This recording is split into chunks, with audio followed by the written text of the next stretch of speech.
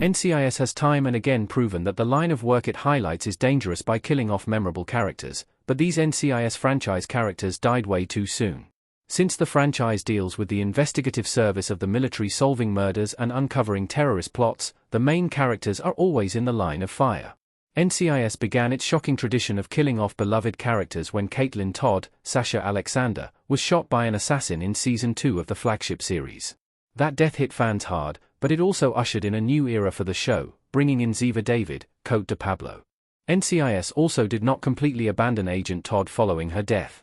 Her family members had guest starring appearances, she made appearances as a hallucination or in flashbacks, and the story was set up in a way that fans, in the long term, did not feel like she left the series way too soon. These NCIS characters, however, could have used more screen time before the writers had them meet the Grim Reaper. Clayton Reeves, Dwayne Henry. NCIS. Clayton Reeves, Dwayne Henry, looking serious in NCIS. Credit, image via CBS. Clayton Reeves only spent 2 seasons on NCIS, much like Caitlin Todd. He was an MI6 agent who worked with NCIS on special cases, and Clayton Reeves' death is one that still upsets fans years later. Reeves was killed while attempting to protect Abby Sayuto, Paulie Perrette, from what seemed like an ordinary mugging. It later turned out that Abby had been specifically targeted, and Reeves was just in the wrong place at the wrong time. Reeves' death was used as a way to write Abby out of the series when Perrette decided to leave NCIS, and that is why this death is unfortunate. Abby deciding to leave in his honor feels like it overshadows his death, and it's unfortunate since the audience was just getting to know Reeves better. Michelle Hanna, Ingenue Ellis. NCIS, LA. Sam and Michelle Hanna arguing in NCIS, Los Angeles. Credit, image via Cliff Lipson, copyright symbol CBS, courtesy Everett Collection. Michelle Hanna was the wife of NCIS Special Agent Sam Hanna, LL Cool J. Though she was part of the show for several seasons, she only appeared in a handful of episodes, and the show only just began to delve into her backstory when she was killed.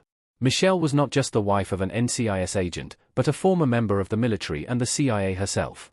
She actually teams up with her husband and his fellow agents on missions in her few appearances in the show. The character only appeared in 7 episodes across 8 seasons before she was kidnapped and used as a bargaining chip to get a prisoner released by NCIS. She died while being held in a freezer, and then, her body was taken with the threat of dismembering her. Michelle's death was solely used to push Sam into reckless behavior while he was trying to complete a mission. Her death also made NCIS Lars storylines a little less believable moving forward because it meant Sam was the sole caregiver for their children, but he was still gone for long stretches of time on undercover work. The audience would have much rather seen Michelle stick around, reconciling her past undercover work with her time as a mother in a longer arc. Ned Dornigat, Matt Jones. NCIS. Timothy McGee, Sean Murray, and Ned Dornigat, Matt Jones, walking together in NCIS. Credit, image via CBS. Ned Dornigat only appeared in a handful of episodes across 3 seasons, starting out as a probationary agent who specialized in cyber crimes, and becoming a full-fledged agent right before his death. Dornigat had the misfortune of being too close to the blast zone of a bomb after he and Agent Tim McGee, Sean Murray, evacuated a hotel. He died from his injuries due to the blast. When fans debate characters they wish did not have to die in the show, Dornigat is often one of the first mentioned because his character was fun.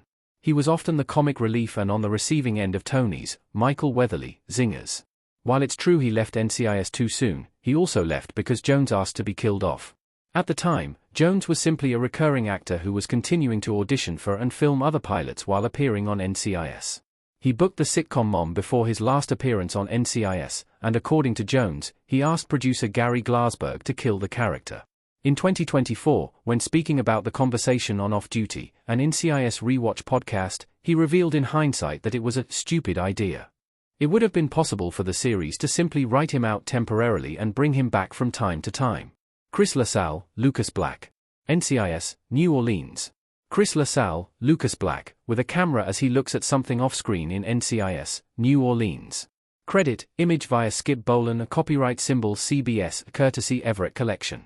NCIS, New Orleans was not on as long as the first NCIS spin-off series, NCIS, Los Angeles, but it featured quite a few fan-favorite characters.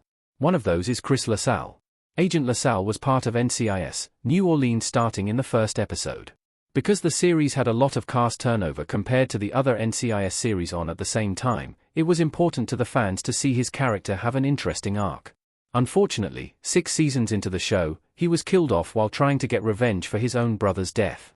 It was not how the fans wanted to see the character leave the show, since he had already had so much hardship in the short time the show ran. Of course, this particular character leaving was not a result of the writers choosing to write LaSalle out. Instead, Lucas Black requested to leave the show since the long hours were causing him to miss time with his wife and kids. When Black made the request, the writers opted to find a way to permanently write out the character. NCIS, New Orleans only lasted one more season. Michelle Lee, Lisa Lapira. NCIS.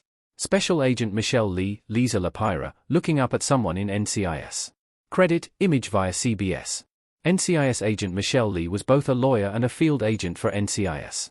She only appeared in a handful of episodes across 3 seasons of the show, first as a love interest for Jimmy Palmer, Brian Dietzen, then as a member of the new major case team under Agent Gibbs, Mark Harmon. Agent Lee was also a mole. Lee, however, was only a mole, passing information to her handler, because a family member was in danger from them. Shows like NCIS often work with characters in that vein to rehabilitate them or use whatever information they have to their advantage. That was not the case for Agent Lee. Instead, she was killed in a standoff when Gibbs had to literally shoot through her to take out her handler. While she gave Gibbs the okay, the audience has never entirely been okay with it. The NCIS Elite Team, Joseph Lee Anderson, Jake Allen, Vivian Lamolly. NCIS, Hawaii. NCIS, Hawaii has been the shortest-lived NCIS spin-off series so far. The series was cancelled after only 3 seasons, and the Season 3 finale saw a lot of carnage for NCIS agents. The NCIS Elite Team was part of that carnage. The team was introduced in the series as the kind of NCIS team that can get into places other agents cannot. Sam Hanna, from the NCIS, Los Angeles series, lead a team of rotating agents in the field, which brought him to Hawaii multiple times. Outside of Sam, however, the 3 newest members of his team were all killed in the series finale of NCIS. Hawaii, killed thanks to a poison that Sam could not get the antidote for in time.